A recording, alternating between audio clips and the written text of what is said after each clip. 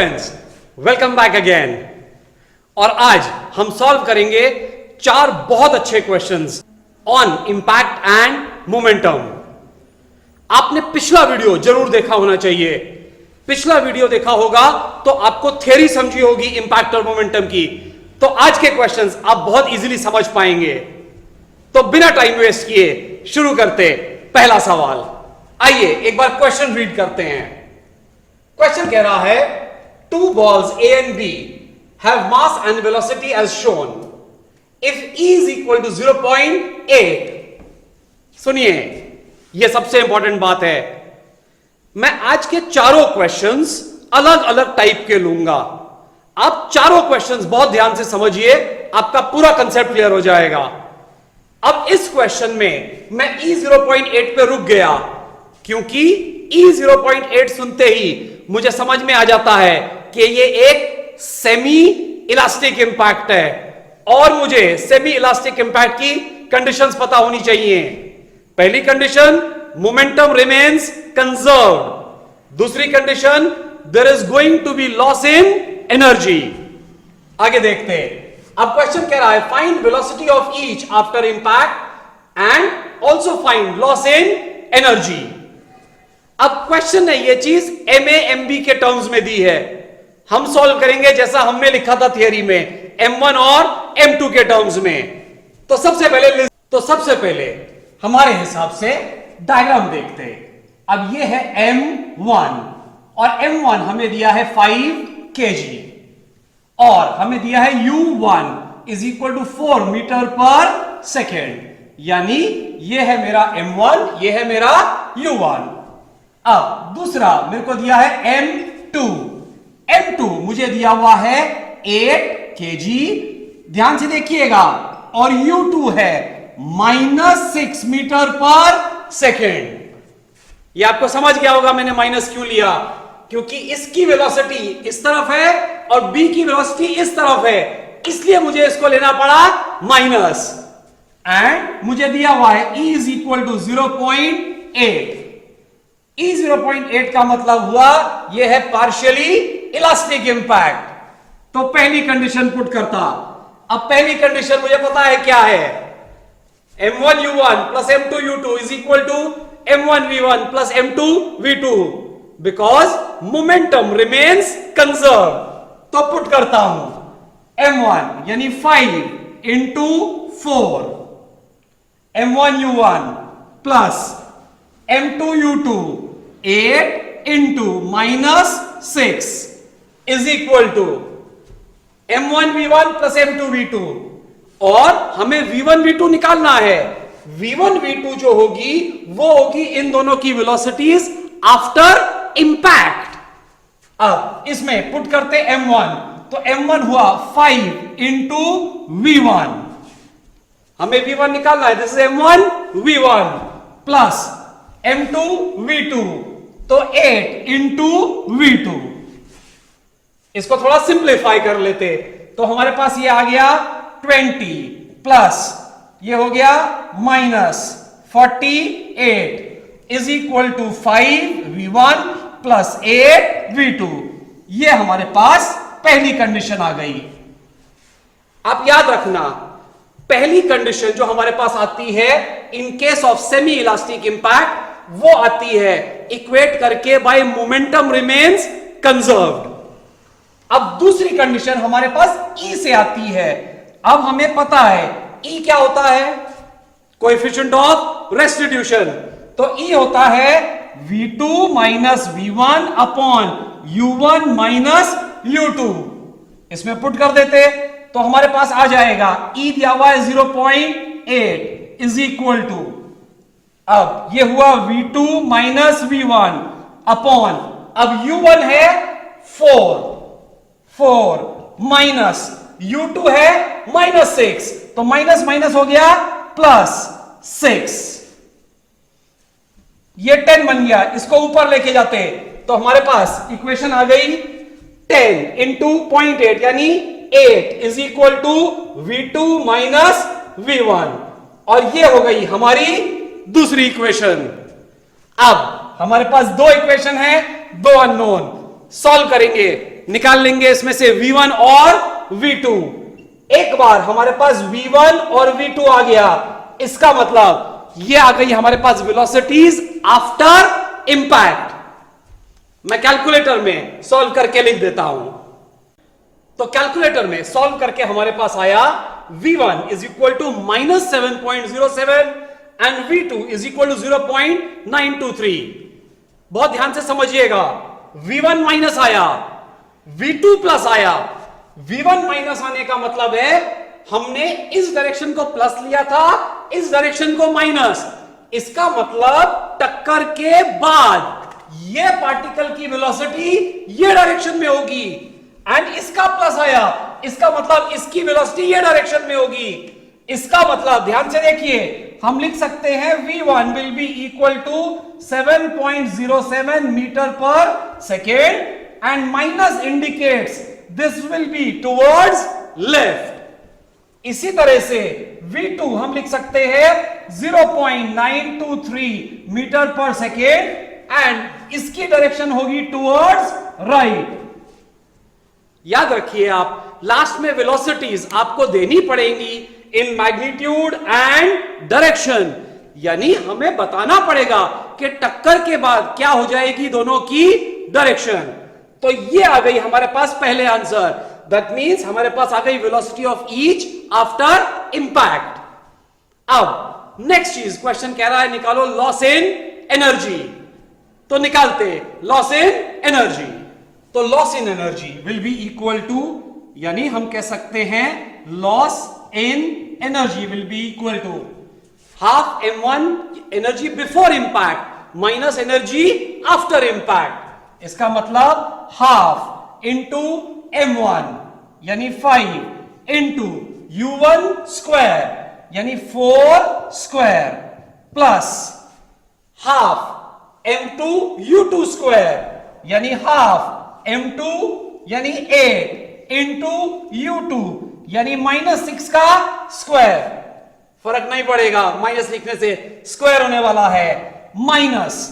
Now this is my energy before impact minus the energy after impact, so that will become half into m1 that is 5 into v1 square, और v1 है मेरा 7.07 minus का, फर्क नहीं पड़ेगा square होने वाला है, फिर भी लिख लेते हैं माइनस 7.07 का square plus total energy after impact, तो it is half m1 v1 square plus half m2 v2 square, तो प्लस हाफ इंटू m2 है 8 इंटू v2 स्क्वायर यानी 0.923 का स्क्वायर। अब इसको कैलसी में सॉल्व कर लेंगे तो हमारे पास आ जाएगी यहां से लॉस इन एनर्जी। ध्यान से सुनिएगा, ये जो लॉस इन एनर्जी आएगी ये आएगी इन जूल्स। आप एक सिंपल रूल याद रखिए, मास आपको हमेशा लेना है केजी में। आगे के क्वेश्चन में ये बात आने वाली है, मास आपको हमेशा लेना है केजी में और वेलोसिटी हमेशा लेनी है मीटर पर सेकेंड में। तो फाइनल जो लॉस इन एनर्जी आएगी वो अपने आप आएगी इन जूल्स। तो मैं कैलकुलेट करके लिख देता हूं क्या होगी लॉस इन एनर्जी। तो कैलकुलेटर में सॉल्व करके हमारे पास आई लॉस इन एनर्जी 55.63 जूल्स, यानी ये हो गए हमारे दो फाइनल आंसर। क्वेश्चन ने हमसे यही मांगा था, पहली चीज मांगी थी velocity of each after impact, तो ये है दोनों की वेलोसिटी आफ्टर इंपैक्ट और ये है loss in energy. Next question पे जाते हैं। तो क्वेश्चन रीड करते हैं। क्वेश्चन कह रहा है a bullet of mass 140 grams moving with velocity 320 metres per seconds gets embedded. Embedded का मतलब क्या हुआ? इसका मतलब ये बुलेट इस ब्लॉक के अंदर घुस जाने वाली है और उसके साथ रहने वाली है। Gets embedded in a 8 kg block. इसका मतलब ये क्वेश्चन तो हुआ ऑफ प्लास्टिक इंपैक्ट, यानी क्या होगा? बुलेट का मास होगा m1, ब्लॉक का मास होगा m2 और जब बुलेट एम्बेड हो जाएगी ब्लॉक के अंदर तो वो बन जाएगा m1 प्लस m2 और अब दोनों मूव करेंगे विद ए कॉमन वेलोसिटी। तो सबसे पहले डेटा लिस्ट डाउन करते हैं। सबसे पहले हमारे हिसाब से m1 हमें दिया है 140 ग्राम। पिछले क्वेश्चन में आप याद करो, मैंने आपको बताया था हम ग्राम में सॉल्व नहीं कर सकते, हमें केजी में लगता है, तो इसको हम कह सकते हैं ये बन जाएगा 0.14 केजी। अब u1 है हमारी वेलोसिटी ऑफ बुलेट, वो हमें दी हुई है 320 मीटर पर सेकेंड, तो ये बन गया m1 u1। इसी तरह से m2 हमें दिया हुआ है 8 केजी और u2 है 0 because the block is at rest. आप सोच रहे होंगे कि हम वो डिस्टेंस कैसे निकालेंगे before the block comes to rest. इस क्वेश्चन के दो पार्ट हैं। First part is impact and second part is work and energy. तो पहले हम इंपैक्ट का पार्ट यूज करके निकालेंगे क्या होगी दोनों की कॉमन वेलोसिटी और फिर अप्लाई करेंगे वर्क एंड एनर्जी। तो ध्यान से देखते हैं।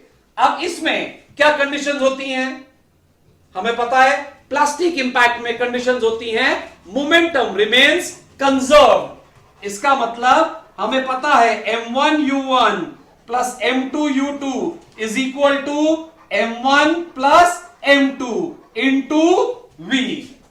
तो इसमें सब्स्टिट्यूट करते हैं तो m1 हुआ 0.14।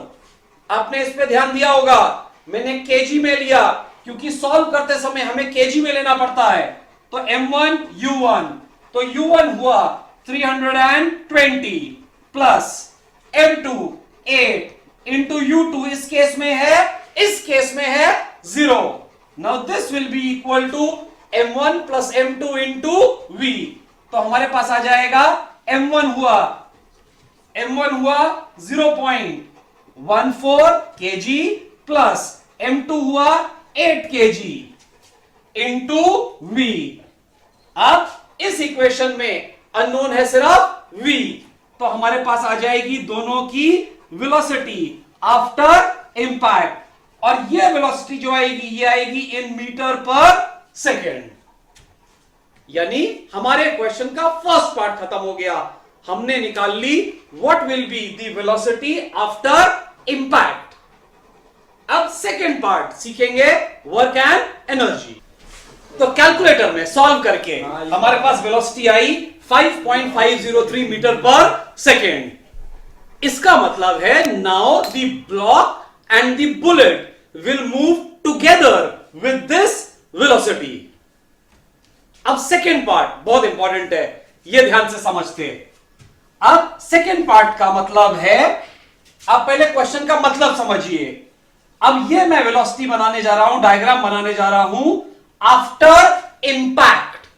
इसका मतलब इस ब्लॉक के अंदर अब बुलेट हो गई है एम्बेड, और अब यह ब्लॉक स्लाइड करेगा by some distance and it will come to rest. तो उस डिस्टेंस को हम मान लेते हैं यहां से यहां तक के x। अब क्वेश्चन समझिए क्या कह रहा है। क्वेश्चन कह रहा है we have to find by how much distance the block and the bullet will get displaced after impact. अब जब ये इसके साथ इंपैक्ट हुआ तो ये प्लास्टिक इंपैक्ट है, तो बुलेट इसमें एम्बेड हो गई। इसका मतलब अब ये टोटल मास बन गया m1 plus m2। That means this total mass is now 8.14 kg, and this bullet and block are going to move with a velocity of 5.503 meter per second, and now ये cover करेंगे distance x before they come to rest. Now according to work energy principle, ध्यान से देखिए, E1 plus W122 is equal to E2। यह होता है हमारा work energy principal.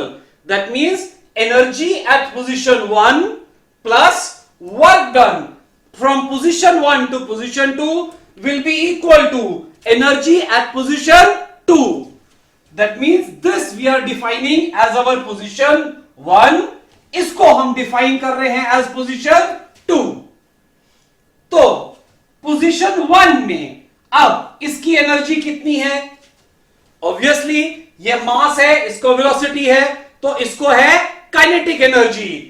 इसका मतलब energy at position 1 will be half into m1 plus m2 यानी 8.14 into v square, and v है 5.503 का square. So this is my energy at position 1 plus work done from 1 to 2. अब यहां पे work कौन करेगा? Work will be done by friction. हमें question में म्यू दिया हुआ है, coefficient of friction. That means friction will do work, and जो फ्रिक्शन का वर्क होता है we take it as negative. इसका मतलब ये बनेगा माइनस.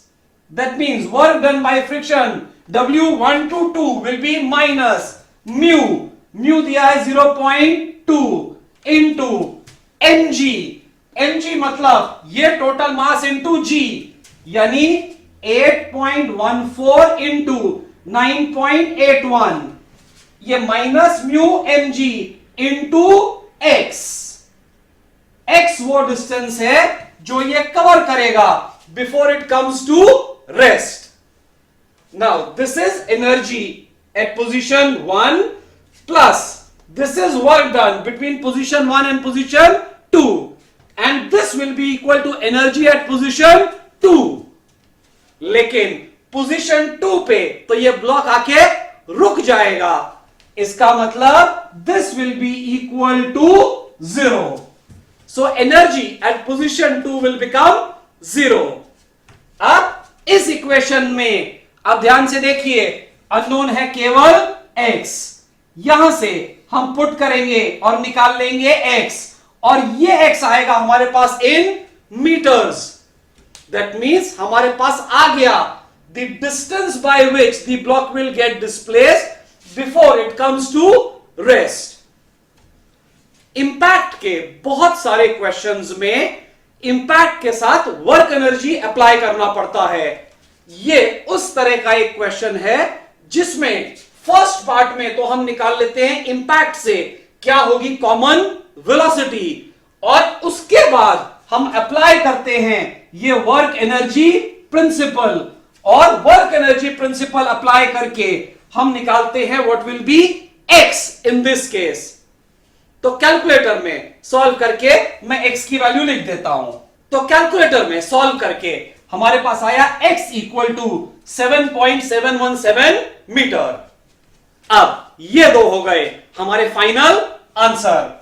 एक क्वेश्चन में बोला था निकालो what will be velocity after impact.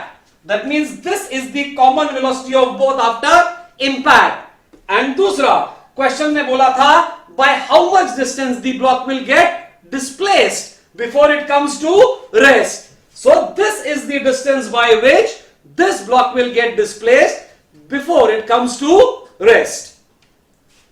आप एक बार इंपैक्ट की थ्योरी वापस सुनिए ध्यान से, अगर आपने वो वीडियो नहीं देखा है. उसके बाद ये जो इंपैक्ट का पार्ट है आप क्वेश्चंस में ज्यादा इजीली अप्लाई कर पाएंगे. तो नेक्स्ट क्वेश्चन देखते हैं. अब पहले एक बार क्वेश्चन रीड करते हैं. अब क्वेश्चन कह रहा है a ball of mass 2 kg, a ball of mass 2 kg dropped from a height of 1.2 meter rebounds back या bounces back to a height of 0.8 meter. अब आपको क्वेश्चन पढ़ते ही समझना चाहिए कौन सा इंपैक्ट है. यह हुआ हमारा special impact. That means this impact is impact between a body of finite mass and floor. तो floor becomes a body of infinite mass. आप ये क्वेश्चन सॉल्व करने से पहले इस क्वेश्चन के पीछे की थ्योरी समझिएगा. यह क्वेश्चन बहुत इंपॉर्टेंट है. इस तरह के क्वेश्चन में क्वेश्चन अननोन चेंज करके ये क्वेश्चन पूछता है। मैं आपको अननोन के टर्म्स में पहले ये क्वेश्चन एक्सप्लेन कर देता हूं, फिर हम लास्ट में सब्स्टिट्यूट करके आंसर निकाल पाएंगे। ध्यान से देखिए, सबसे पहले ये हमारा floor. Now this ball is dropped from A height. हम क्या करते, इसको मान लेते this is dropped from A height h1। अब ध्यान से देखिएगा, अगर हमने h1 हाइट से इसको ड्रॉप किया तो ये बॉल जब नीचे जाएगी तो इसकी वेलोसिटी जब ये ग्राउंड को स्ट्राइक करने वाली है, यानी इस वेलोसिटी जस्ट बिफोर इंपैक्ट, इसको हम नाम दे देते u1। मैं ये क्वेश्चन पहले आपको अननोन के टर्म्स में एक्सप्लेन कर देता हूं, उसके बाद अगर क्वेश्चन कोई अननोन चेंज करेगा तो आप इजीली सॉल्व कर पाओगे। तो आप इसका प्रोसेस समझ के लो ध्यान से। मैंने ये बॉल को ड्रॉप किया फ्रॉम ए हाइट h1, इसको मैं नाम देता हूं h1, एंड इसकी velocity before impact, that means before it strikes the ground, उसको मैं नाम देता हूं u1। अब टक्कर हुई, टक्कर होने के बाद बॉल ऊपर जाएगी। ध्यान से देखो, अब यहां पे मैं अलग से ड्रॉ कर लेता हूं यही बॉल, और टक्कर के बाद अब इसकी वेलोसिटी है v1। That means u1 is velocity before impact, v1 is velocity after impact, and अब ये ऊपर राइज करेगी और यहां तक राइज कर जाएगी। तो इस हाइट को मैं नाम दे देता हूं h2, यानी ये बॉल h1 हाइट से ड्रॉप की गई, उसकी वेलोसिटी बिफोर इंपैक्ट हुई u1, टक्कर के बाद उसकी वेलोसिटी हुई v1, और वो बाउंस बैक करी टू ए हाइट h2। अब ध्यान से देखते, अब वर्क एनर्जी प्रिंसिपल फिर से लगाना पड़ेगा हमें। यहां पे इस बॉल की पोटेंशियल एनर्जी, यानी इसकी PE will be equal to mgh1, ये इसकी पोटेंशियल एनर्जी है। जब हम इसको ड्रॉप कर देते हैं तो just before it strikes the ground वो सारी पोटेंशियल एनर्जी कन्वर्ट हो जाती है इनटू काइनेटिक एनर्जी। इसका मतलब काइनेटिक एनर्जी इसकी हो जाती है हाफ m, और स्ट्राइक से पहले इसकी वेलोसिटी है u1, तो हाफ m u1 स्क्वायर। अब this potential energy gets converted into kinetic energy, तो मैं कह सकता हूं mgh1 becomes equal to half m u1 square. तो मेरे पास यहां से आ जाता है u1 is equal to under root 2gh1। इसका मतलब यह है इस बॉल की वेलोसिटी बिफोर इंपैक्ट, यानी इसको जस्ट टक्कर मारने से पहले जमीन पे, यह है इस बॉल की वेलोसिटी। अब एग्जैक्टली यही लॉजिक मैं लगाता हूं आफ्टर इंपैक्ट। अब आफ्टर इंपैक्ट इसको है काइनेटिक एनर्जी, और जब ये इस हाइट पे पहुंच जाएगी तो वो काइनेटिक एनर्जी कन्वर्ट हो जाएगी इनटू पोटेंशियल एनर्जी, यानी मैं फिर से कह पाऊंगा half m v1 square will become mgh2। तो मेरे पास सिमिलरली आ जाएगा v1 will be equal to under root 2gh2, यानी मैंने दोनों वेलोसिटी निकाल ली in terms of the height.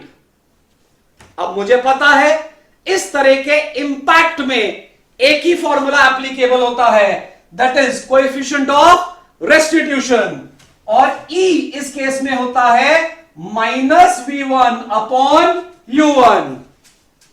आप एक बार थियरी का वीडियो देख के आइए ताकि ये चीज आप फास्ट कर सके। फिर अब माइनस सिर्फ इंडिकेट करता है कि अगर जाते समय बॉल नीचे जा रही है तो आते समय ऊपर जा रही है, दैट मींस माइनस इंडिकेट करता है कि दोनों की डायरेक्शन सेम नहीं है। तो पुट कर देता हूं मैं इसमें बेसिकली कहने का मतलब है कि इसमें माइनस का कोई बहुत बड़ा सिग्निफिकेंस नहीं है। तो इसमें अगर हमने पुट किया तो हमारे पास आ जाएगा ये पूरा अंडर द रूट, तो ये हो जाएगा 2GH2 अपॉन 2GH1, यानी हमारे पास आ गया E is equal to under root H2 by H1। अब ये बहुत इंपॉर्टेंट फॉर्मूला है। आप सोचिए क्वेश्चन इसी में अननोन चेंज कर सकता था।